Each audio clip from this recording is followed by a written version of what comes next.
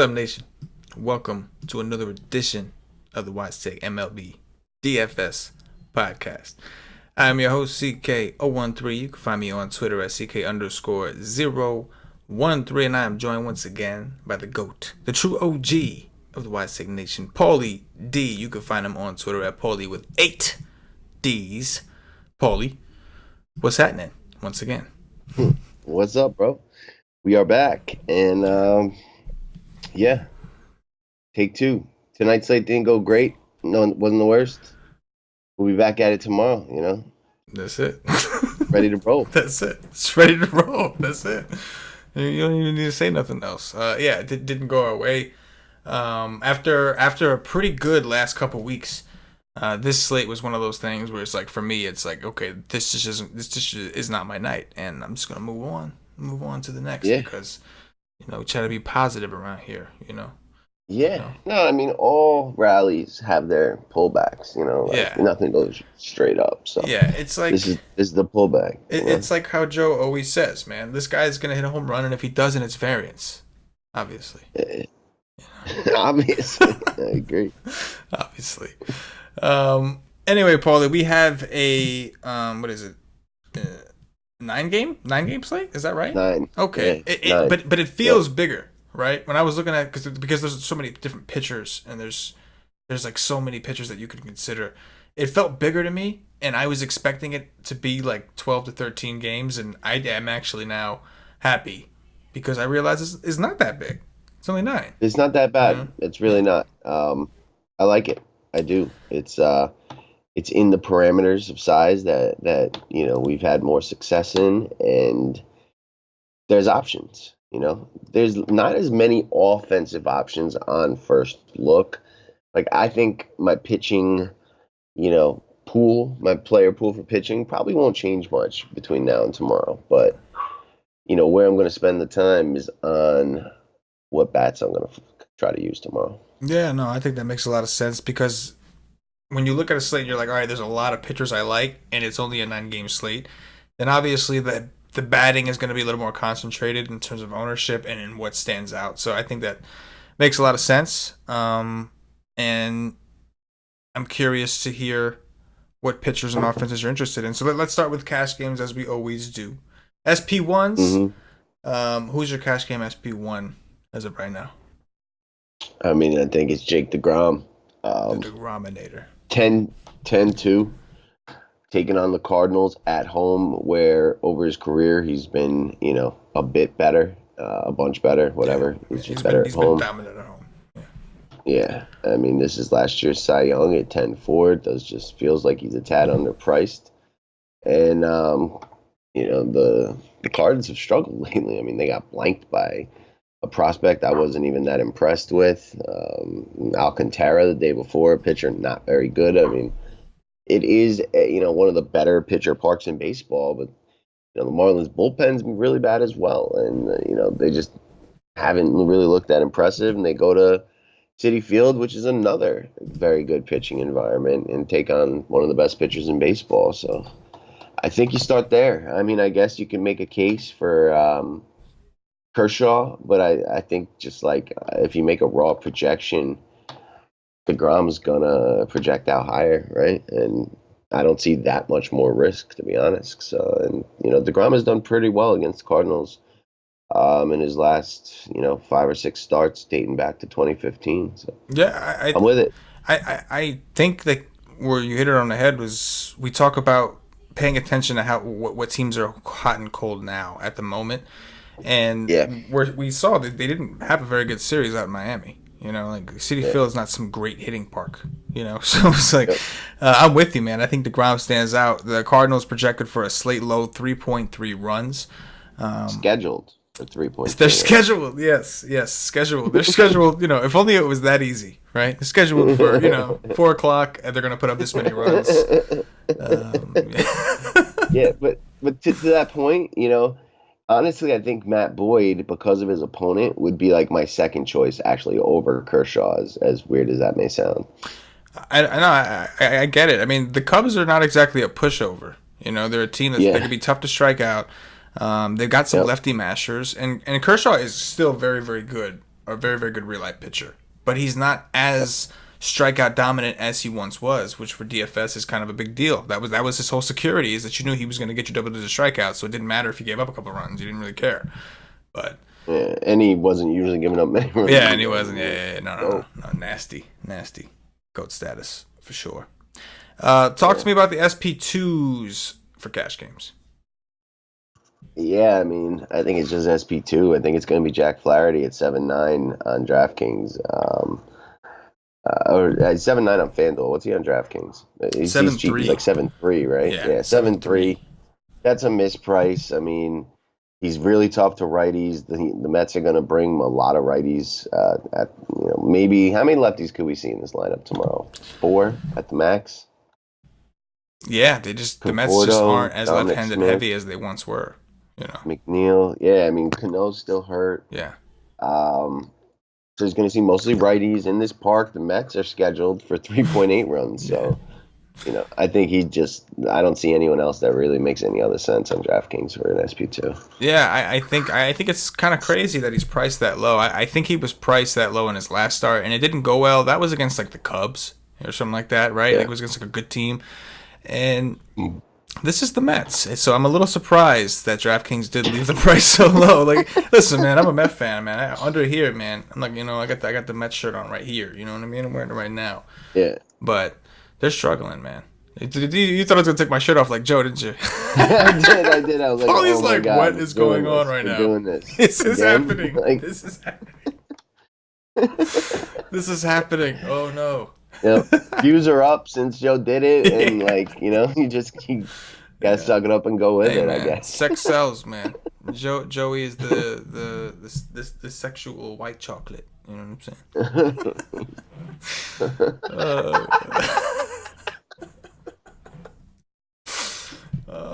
But yeah, I think Flaherty makes a ton of sense. He's underpriced against the Mets. They strike out, yada, yada, yada. With that said, these two pitchers we just discussed are probably going to be high owned, especially Flaherty. In tournaments, do you have a similar approach? Are there different pitchers that stand out? What you thinking on? I mean, yes, I do, because I'm probably going to want some expensive bats on this slate. I think the field is going to want some expensive bats. So, like, you can either, in tournaments, just get, like, overly aggressive with that and be, like, way over the field on the expensive bats and, like, double pay down, starting with Jack Flaherty and pair him up with, like, a Homer Bailey or some of these other cheaper options. Or maybe you don't even have to go that low, but you can pair with, like, a Marcus Stroman against Baltimore where there's potential strikeout upside. And, like, pull a full-on 5-man Yankees with like a 3-man Rockies. You could do that. Or, you skip the middleman with Jack Flaherty because he's going to be popular, and you go high-low with a DeGrom and a guy like Homer Bailey, who just, when there's a guy that has, like, there's not that many outcomes, right? It's like he gets blown up is one outcome. Another outcome is he just does all right. And the other outcome is he does really well. So, like, you have a 30% chance of a guy that cheap putting up a tournament winning number that, like, helps you differentiate lineup in a positive way. It's so valuable. Even if he just gets to like 12 and gets you like a 3x, it's so valuable because of the opportunity cost he leaves to the rest of your lineup. So a guy like that in a good spot against Detroit in a positive park, we'll see what kind of umpire he has. But if he's just hitting the trifecta of boxes that we'd like to check, then he's a guy I'll have interest in tournaments, I think, a lot. Yeah, dude, I'm with you. I think that just again, like, the pitching is relatively deep. I mean, from an SP1 perspective, I still like DeGrom, but there's a lot of guys that, like, I gotta not be stubborn and dig into, like the Matt Boyds, David Price, even David Price against the Rangers, like guys that would be. I mean, he's at the top of my list. Don't get me wrong, but you know what I'm saying? Like, to try to be a little different. John Gray. Yeah, John Gray. San Diego. Yep, in Colorado. There's definitely a lot. You got Skaggs. Who's look pretty good against the Rays. The Rays do strike out a lot more against lefties. Happ and the White Sox. There's a lot going on. But DeGrom does, in my opinion, like, stand out. Like, I'm gonna have a DeGrom team. I'm going to have it. I can tell you that. Have a DeGrom team. At least one for now, maybe more. Yeah. And then Because after like that, when you think about ceilings, yeah. like who's got the next closest ceiling to DeGrom, and how close is it? Yeah, I Right? mean, Maybe it's Matt Boyd, right? Like he could yeah, post 10 strikeouts, right. right? But DeGrom's a guy who can strike out like 13 or 14 on a good game, right? Yes. Go like 8 innings. Yes. I would agree. And And he's gonna have a good pitching ump, like a very good one and tomorrow. I think depending on the value you get for the bats, because there are so many good options, like I'm conflicted because I really like Homer Bailey. Just looking at it, like look, everything you said, 100% true. It's a nice park. He played these guys in Detroit last time, put up a 15. And if he gave you that again today at 5-2, you're more than happy with that. If you were able to get the bats you wanted to Yep. get and the SP1 you wanted to get, but there's like something to say about taking two potential ceiling payups and trying to get ceiling games out of those guys. You know what I'm saying? Yep. It feels like if you have multiple teams, you're going to want to consider those approaches because pitching is pretty deep at every level. So Yeah. it also means if you have a DeGrom and say you were to play a Kershaw with him somehow or something, and they both went for Yeah. 30 plus points, you know what I mean? It's Yep. you know, You take that 60, 70 points from your two players, and like you literally need like 12 points a player the rest of the way. It's that's not, it. Yeah, it's not unachievable from value plays. absolutely. Let's talk about some stacks, potential stacks. Are there any pitchers amongst all these really good ones that you're looking at and you're thinking maybe you want to target against? The Yankees stick out the most to me, and they're getting healthy. We're about to get Judge and Stanton back as well, but they won't be there tomorrow. But we have Didi back. We have Hicks back. We have Gleyber Torres, who was out of there for a couple of days back. Like the team is getting completely healthy. This is a good park for offense. Um, Ivan Nova is just a guy that is not very good anymore. And then the White Sox bullpen, was exhausted in the Washington series. And, getting a 4-game set against the Yankees is not, a good spot for them this weekend. And, I can see the Yankees doing really well in this series. So they stick out the most. I think I'm like definitely going to get me some Yankees. And I don't know if they're going to be too popular because, we have a Coors game. A lefty facing the Rockies. So you got the Story Arenado, stack the Rockies is going to be popular. We got the Red Sox against Adrian Sampson. Like, I'm going to have to dive into that because I kind of believe in this Sampson kid. Like, we see these young kids probably get sent up a little too early because of circumstances of their team, and they get beat up a lot. Like, to the point where they become like the punching bags of DFS and they're stacked against. But eventually, like they mature and come around, and like he seems to be on that like track. Like they've never like wavered, gone away from him. They keep throwing him out there, and like it's starting to turn around. He's starting to post good games. The Red Sox though are a tough matchup for any pitcher, especially in this park. So they're going to gap some ownership, and they're really not that expensive. Like Mookie Betts, JD Martinez are under 5K. Like it's got to work eventually. I mean, I know they haven't been that great, but you got to think that they're bound to take off. So there are, like you said, tons of offenses. We got two bad offenses, but I could totally get behind Toronto against Yanoa, and even Baltimore against Stroman in that park. Like once you get to the Blue Jays bullpen, if Stroman's not on, he can get beat up. So there's offenses all over this thing. Yeah, no, that's definitely a good point.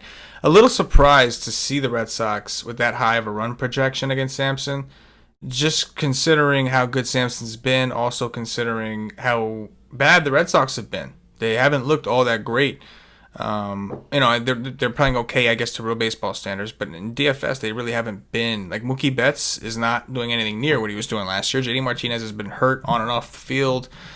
So I'm surprised, but at the same time, I wonder if that's going to be the pulse of the industry, and then they come in like maybe lower owned than they should because we do have Coors. Coors has been going off a lot often this Yep. year, this season, and like you said, some of the other teams, but the Red Sox are a team I want to dig into tomorrow. The Yankees I definitely like against Ivan Nova, and who has not looked very good.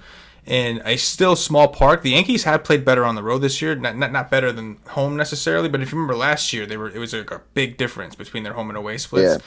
they're hitting on the road. Like they're winning games. They're just hitting. So that in combination with how bad the bullpen has been, I can definitely get behind that. Talk to me about Coors, Paulie. Like, what are your thoughts? Because last year we did just fine fading Coors almost every day. Like that was just we just fine. And this year we've done it, and we've still done okay. But we have lost this battle more than we did last year. Like this game is going nuts. So we've been lucky enough to find other spots that get us there. But we've done it without Coors. But Coors has been just going nuts this year. And we got John Gray and Strom pitching. Yeah, and I mean, you got to be flexible. Like, what works one year, may not work next, and you like have to kind of stay aware to what those trends are. Like, I've played Coors more this year too because it's worked. And it's like you got to determine if you think this spot is. How popular will it be? What's the value of if it does go off? And then, like, what's the likelihood of it? John Gray is volatile. Like, I think you could look at the Padres, who do have, like, a dangerous lineup. And with Fernando Tatis back in it, it makes them that much better, in my opinion. So, John Gray could strike out a ton, and post a good game. But you could also see a Padres stack at really low ownership just going off. And the Rockies bullpen is awful. So they're going to be kind of like a sneaky contrarian could go off, even though they're in Coors. I do not think they'll be over 10%. So they'll be interesting. And then I think the Rockies will kind of be chalky because it's like, they can balance out their lineup, lefties and righties. Like they'll play Ian Desmond, Brendan Rodgers with the Arenado and Story. You only got to throw like one lefty in that stack. They may even put Ionetta at catcher, who's been hitting well, and like you can just go all right-handed. I'm less interested in them. And I do think Strom's the kind of guy who probably could get out of there without a ton of damage. And the Padres bullpen is one of the best in baseball, especially when they're winning. So the Padres could actually be more interesting than Coors to me. Yeah, I think, when looking at John Gray's numbers, like they don't look terrible, yet the result is just not happening for him. Like teams are getting to him. Even the Mets beat him up.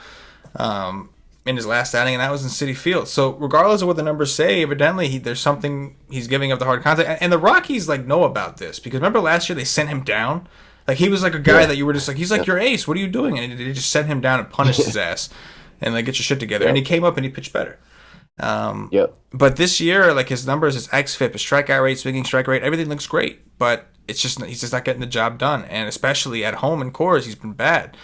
The Padres, this is a huge park boost for them, not just in general, but they're playing a series in San Francisco right now. You know what I'm saying? Like they're closer to sea level, more moisture in the air, and now they're going to a high altitude area with very thin air. And I don't know. I mean, not to get too scientific on a mother sucker, but I'm with you. I lean towards the Padres. I also think that as a nation, the Wise Take Nation, we all have. A little bit of a thing for Franmil the GOAT, Franmil McGoaterson. Yeah. Like, come on, I'll admit it. I'm not afraid to admit it. The rest of the DFS industry came on to Franmil late, giving him all these names and whatnot. Yeah. You know what I mean? We was playing Franmil last year, bro. You know what I mean? We since he started. We've been doing Franmil before Franmil was he's cool. He's already in our Hall of Fame. Yes. You don't even know. He's retired his jersey already. So the last 3 times John Gray has faced the Padres, he's allowed 2, 1, and 2 home runs. 2 of those one of those was in Coors, 2 of those were in San Diego. So there's power there. He had a game where he walked 3 guys. Right? The Padres don't really walk that much. There's potential for it to blow up, and if he gets his pitch count up and kind of gets beat up for a couple 2 innings where he allows 2-3 runs each, you get to the bullpen by the 4th inning, the stack could certainly go off. And they give you leverage on the slate because they're just not going to be popular. What would you say the Padres stack is going to be owned, and what do you think John Gray will be owned tomorrow? I don't think a ton of people play Gray because you got Flaherty and you got all those guys up top. So I think Gray will be pretty low. I think it'll be 10% or less. And I think the Padres stack will probably be around, I would say 15 or less. Because it's just a stack that, it's a team people just generally don't like to play a ton. So they're both good GPP plays then, right? They both have contrarian upside to help you win a tournament. I definitely agree. And I think most people that come to Coors, I agree with you. I think most people are going to go to the Rockies. You got a lefty, Arenado, Story, Desmond. All those guys are. I think most that go to Coors will go there. You know, drop sevens on them.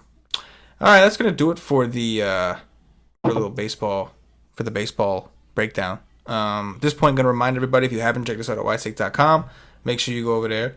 See what it is we do. See how we can help you become a better DFS player. We are a DFS premium content provider and a DFS community.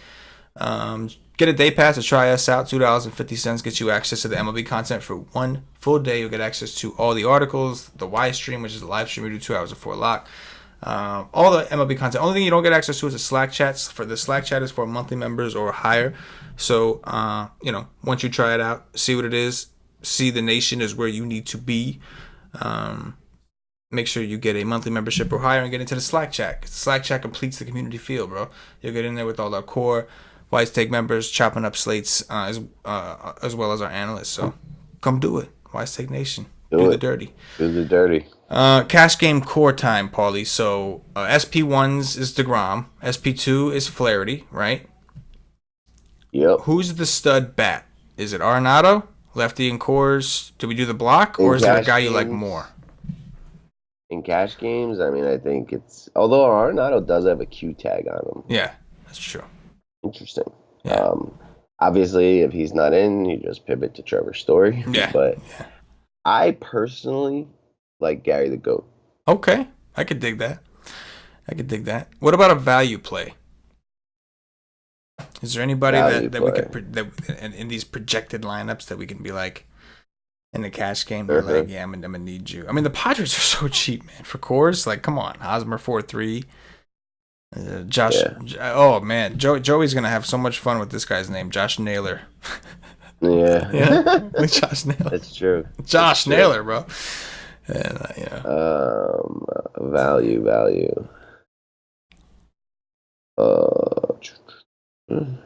Yandy Diaz or Tommy Pham are not that expensive. I don't know if you'd call them value, but against a lefty, 4K, 4-1. Yeah.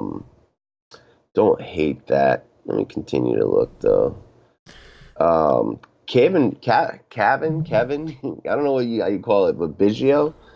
He's going to be 3-8. He led off today. He's a lefty against Gabriel Yanoa. That's a pretty good value play if he leads off again. I like it. I think we go with that one, assuming he leads off. Yeah. I think he will, because Sogard, I think, is getting put on the DL or IL, whatever you call it. So yes. I think he will. Yes. I'm with it. Get different. It's that, or you got the Dodger righties like Kike and Taylor and all those guys. The lefty. Those guys are going to be there too. Yeah, for sure. Top 3 pitchers overall. So, when I answer this, like I'm really talking about like their value. Like I'm gonna say Homer Bailey, right? Like I don't know if he'll put up a 30, but I think he'll be like have a chance at like 4xing his price tag. Right. So it's DeGrom, it's Bailey, and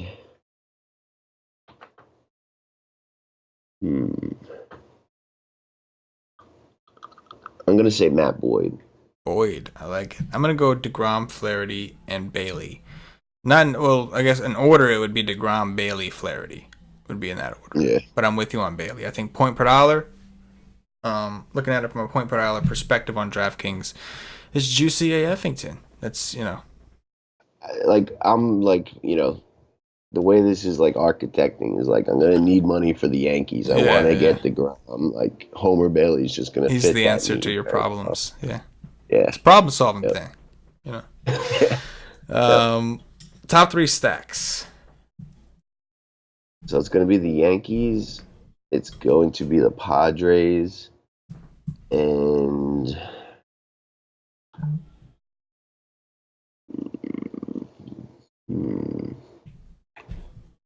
I will take the... We didn't even really talk about them. Interesting. The Diamondbacks. Ooh, The They play D-backs. Washington against Fede. Oh yeah, They're Fetty pretty Wap. hot. You know why they Yeah, call that boy Fetty Wap. You know that. You yeah, know why they yeah. call that boy Fetty Wap. I told you why they call that boy Fetty Wap. So I'm gonna go with.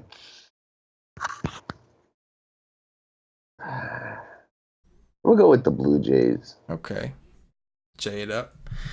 I feels you. I'm gonna go with the Yankees, the Red Sox, and the Padres. Let's go.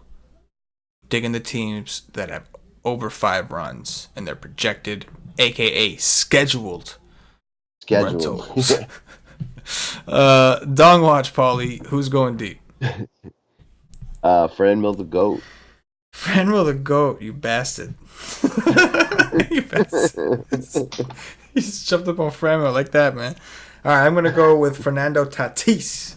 You know what I mean? Nice. Give me some I like Tatis that kid action. a lot. Yeah. Gary the GOAT. Okay. I will go with. I'll go with JD Martinez. Jay Dizzle. Jay Dizzle.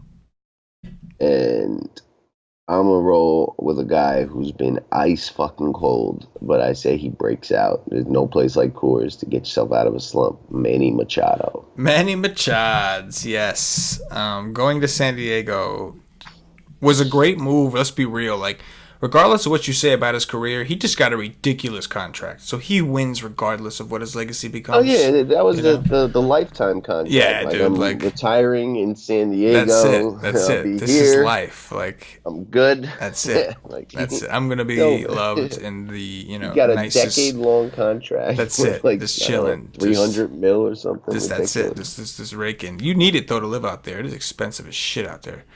You do need that. Yeah. It's cost of living already. That's probably why it's so high. A cost of living adjustment.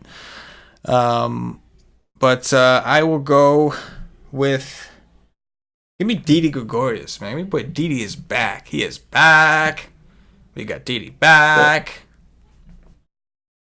Yep. Yeah, we do. Stanton's on the way. He's hit 2 home runs in 2 days in the minors. Yes, he did. Yeah. Is there a third one? Did we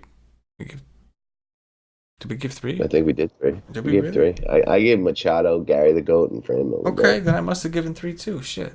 Yeah. That's how we do that. So that'll wrap up the MLB DFS portion of the show. I do want to ask you, Paulie, before we get out of here, NBA Finals, right? Everybody's talking about NBA Finals. Here we are, Kevin Durant. We know what happened to Kevin Durant. We'll talk about that in a second. What I want to ask you is specifically about the finals and specifically about Game 6. Who do you think, or first of all, talk to me about Game 6, the situation that Game 6 has led itself to. Warriors are down 3-2, going to Toronto. Toronto has a chance to end this now. And Golden State is fighting for their life, and they've just basically been told, Kevin Durant, the guy that you were hoping would come back, yeah, he's gone. And you know this because it happened in the last game. Give me your thoughts, Paulie. Yeah. Game 6 is in Golden State, though.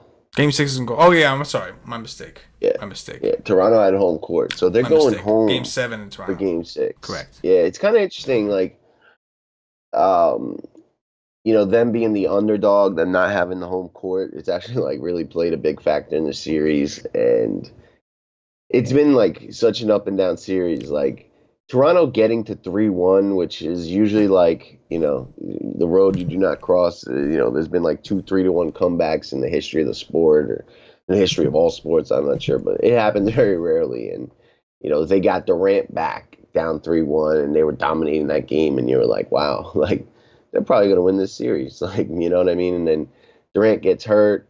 They blow like a 16-point lead. They go down by 6 with 3 minutes to go. At that point, like Curry was struggling, like it felt like they were about to lose, and they like come back and show like such like guts, and like it really like made me want to cheer for the Warriors. I was kind of on the Warriors, like I have always liked Steph Curry, but like the Durant like narrative, I was like it kind of like gave me a bad taste for how good they were. Like I liked that they were gonna have a shot at winning without Durant, and What I think Durant did was like really heroic and shows that he's like got a ton of heart. You know, like he was about to get a humongous payday, and he may have really jeopardized that. Um, you know, and like now I'm like just fully rooting for the Warriors, and I think it's so unlikely for them to win 2 more games as like shorthanded as they are, but I think Boogie is going to help lead them to the championship. Boogie, Steph, Clay, I think they're going to win it, and I really hope they do. Yeah, it's funny you say that. Like I have never really rooted for the Warriors. I just never have. But the story of this NBA Finals has been really, really good for the league. Like the story itself, it's terrible for Kevin Durant, and like honestly, like we'll talk about Durant next, but like I think he'll be fine. Just knowing our team, Paulie, the Knicks, I think he'll be okay. But we'll talk about that in a second. From this, I think Kevin Durant will be just fine. From this perspective, though, like the story couldn't have played out any more like dramatizing and like like how did the Warriors become underdogs in this series? Like just like that, like they're all of a sudden the little engine that could, and big bad Kawhi with his evil ass laugh has become like a villain in all this. You know what I'm saying? Like, but I find myself I was rooting for Toronto. I wanted to see somebody different win. I was rooting for Toronto, but like now you're right. Like as a Knicks fan, we don't give a damn really. First of all, but. No. But in the story of the NBA, it's like, you know what? I want to see Curry do it. Because everybody was saying, oh, yeah, it's KD's team now and all this. And Curry got a lot of shit. And Klay Thompson's going to be looking for a big contract. He might not be there anymore. And let's see Steph Curry take over and remind them that Curry is their guy.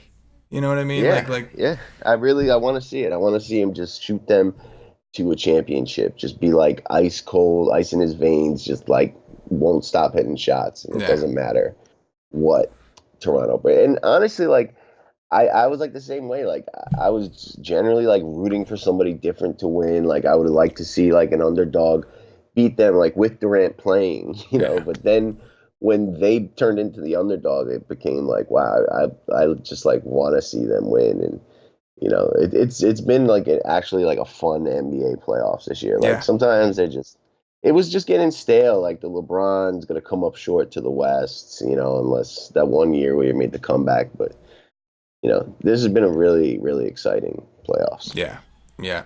Nation, I'd like to hear from you. Comment below with your prediction on who's winning Game 6 and who is winning the series. We want to hear from you. Comment on this. Yeah, so, like, do you think if the Warriors win Game 6 that will they be favored in Game 7? It's in Toronto. I doubt it. But like, do you think like, you know, Toronto goes from like holy shit, like we were this close to winning the series to like, you know, falling apart? Like, who do you think has the edge if we do get to Game 7? I mean, I still like the Warriors. I honestly like. The fact that the home field advantage goes to Toronto, to me, Toronto ultimately is really Kawhi Leonard. It's just Kawhi Leonard. You know what I'm saying? Like, and I do believe that Steph Curry is a better shooter. I think that, you know, Steph Curry can do, in my opinion, like more things for his teammates. You know, like Kawhi is a modern day, in my opinion anyway. He's like a modern day like ISO player, just very good at it. You know what I'm saying? Like it's not like he's, you know. He can distribute. He's got a great basketball IQ, but when he gets the ball, he's typically looking like, how can I score? And he's very good at that. Yeah. You know what I'm saying? Like, no. Dude, he scored 10 straight points in the end of the fourth quarter, like to take them from down, like whatever it was, 5 to up 6. Yeah. You know, he scored 10 straight points. Every possession went through him. He hit a couple threes, a couple like, you know, drives to the hoop. And that timeout that Toronto called, like, you know, I don't know if it was the reason or not, but I said it at the moment. I looked over at my girlfriend. I'm like, that was just a horrible timeout to call. And, you know, he was like about to get the MVP trophy. They just like kept going through him. And, dude, you know, he's a killer. He's really good. Well, this is the other aspect. The longer the series does go, it's ultimately going to end up favoring Golden State because Kawhi Leonard is playing an absurd amount of minutes in every game. You know what I'm saying? I know they have all these days off in between. I get all that. But still, like, the guy is playing a ridiculous amount of minutes. Coming off of a year where like he was being restricted during the season. Like, he was being babied. And he's not 100%. Right. He is actually dealing with some minor injuries. Right. So, if they can outlast Kawhi, I think they can beat the rest of the Raptors. Yeah. You know what I mean? But shout out to Toronto. I do want to say this. Shout out to Toronto, the organization, pulling off that trade. Like, boom, that's the ideal. You knew this is most likely going to be a rental. You knew Kawhi was you're going to have to sell on Kawhi staying in Toronto. He doesn't want to be here. Wants to be on the West Coast. And you went out there anyway. You said if we get a championship for organization, I don't give a damn if it's 1 year. You know what I'm saying? Like, I want to do this for our fans. And look at this. They're in the finals and they're in the position to win.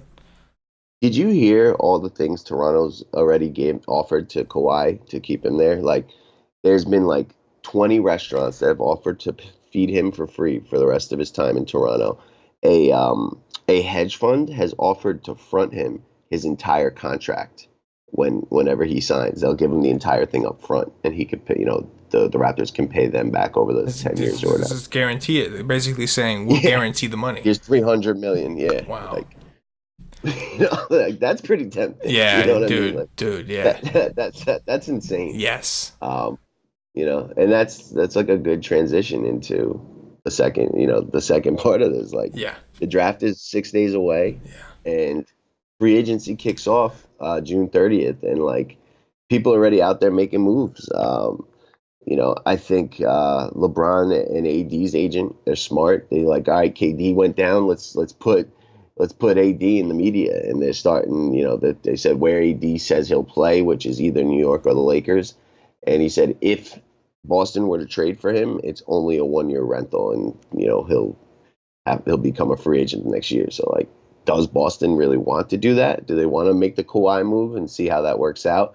And like, does what Kawhi did eventually does before that free agency period impact what they do? And then the Knicks had the 3rd pick in the draft. The Lakers have the 4th pick in the draft, which is like a major difference, the 3rd to the 4th, and what kind of packages those teams can make to try and bring over KD. Do they want KD because he's probably not going to play most of next year? Like, Kyrie signed with KD's agent. He already opted out of Boston. There's like a lot of moves that are going to happen in the next 2 weeks in basketball. Like, Klay's out there, Kawhi's out there. Where is everybody going to end up? Yeah. And who are the Knicks going to get? Oh yeah. It's interesting. Mark Berman of the New York Post, a longtime Knicks beat writer, recently put out an article, I think it was yesterday, saying that the Knicks are still ready to make a push for Kevin Durant signing. So the Knicks are obviously going to be in a position to offer him a max contract. And I know Durant's biggest thing has been, he wants to make money. He made that very clear. He said that publicly. The thing is, you would imagine that he's got a player option. So if he felt like he wasn't going to get his full value, he could simply just extend, play another year, and stay in Golden State. That's it, and go for another championship. But if teams like the Knicks and all these others are going to encourage and say, we don't care, we're still willing to, even though you're going to miss most of next season, most likely, we're still willing to throw all this money at you and guarantee X amount. And that's what it's going to come down to. Are these teams willing to guarantee, and how much are they willing to guarantee? I think that's what it's going to come down to for Durant to make a decision. What do you think? There's some avenues here, man. Like, first of all, do you think he's interested in the Knicks, like at all? Oh, absolutely. I think Kevin Durant's 100% interested in the Knicks, but I think Brooklyn's going to be like right there. Like, they signed with Rock Nation, which is Jay-Z, and he's a Brooklyn guy. I mean, he's New York, but he's more Brooklyn. Like, in public. Absolutely. He's Brooklyn. Absolutely.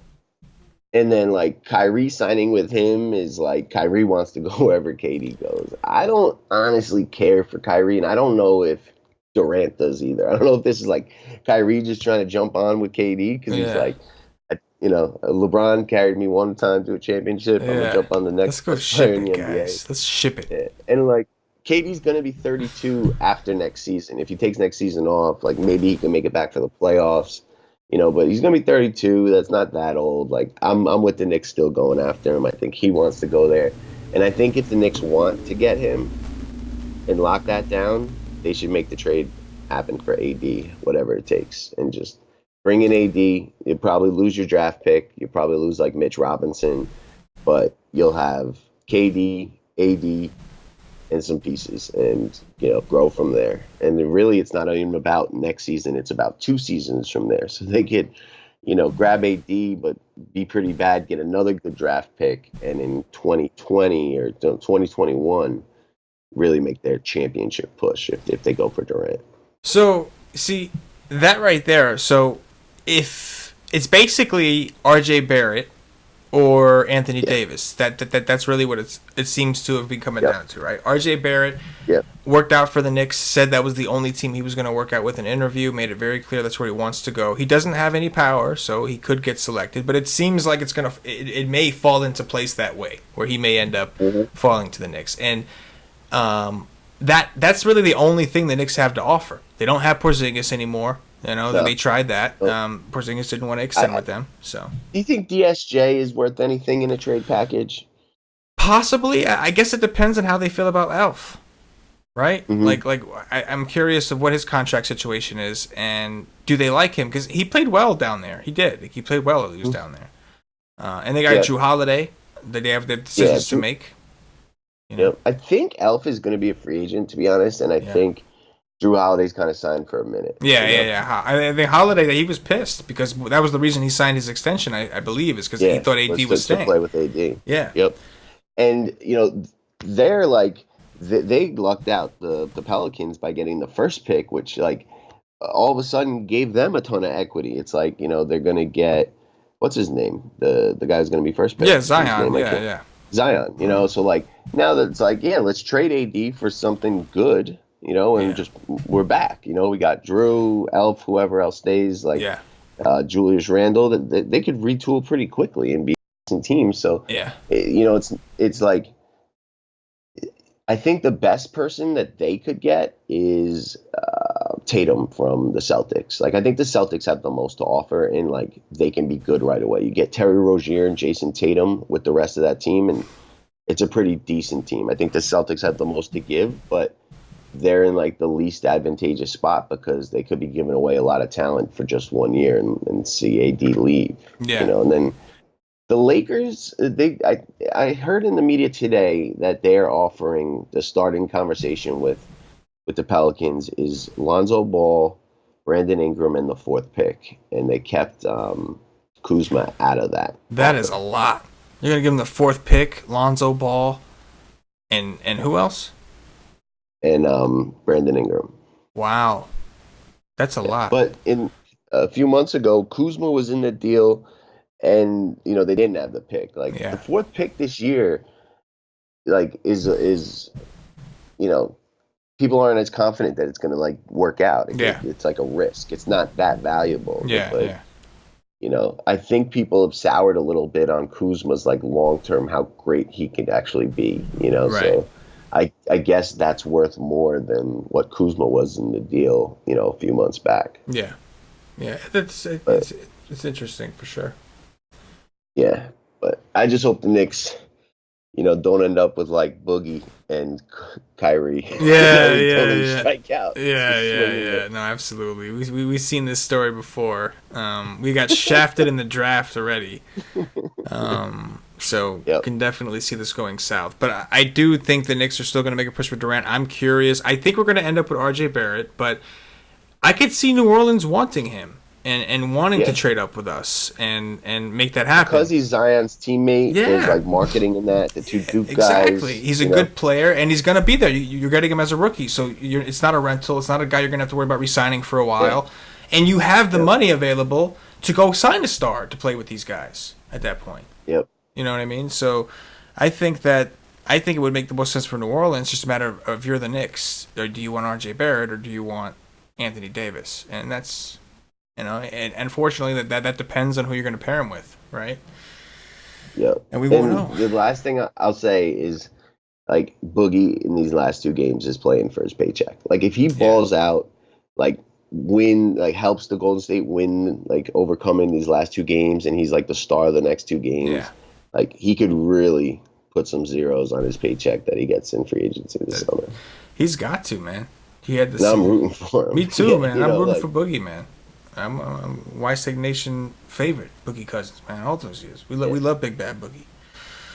Do it to it. But that's gonna do it, Paulie, for We're gonna have to change the name of this podcast from the DFS podcast to the Wise Take Nation podcast. You know what I mean? We cover the DFS, That's right. But at this point, it's just there's so much to discuss in the world of sports. It's this the Wise Take Nation. We just address it. It's what we do. Let's go. Let's go. Anyway, if you're watching on YouTube, please click that thumbs up, that like button, subscribe to the channel. If you're watching on Facebook, give us a like and a share to support the Wise Take Nation. If you're watching us on Twitch or Twitter, give us a follow, give us a retweet. And if you're listening to us on Podbean or iTunes, give us some 5-star reviews. Paulie, anything in closing? We get up out of here? No, that was fun. And go Steph, go Boogie, and catch us tomorrow for the live stream and make some money in DFS. Let's go. That's life. Make that money dough. For Paulie D, for myself, the entire Wise Take Nation, as always, good luck. Yeah.